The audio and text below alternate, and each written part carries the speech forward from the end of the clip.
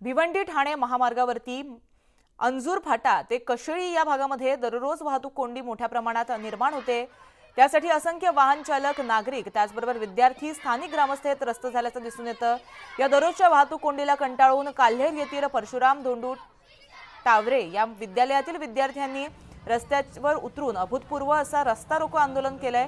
तब्बल 2 तास रस्ता रोखून त्यांनी धरला होता। या आंदोलनामुळे ठाण्याच्या दिशेने जाणाऱ्या वाहनांना तब्बल 3 तास खोळंबा देखील झाला होता।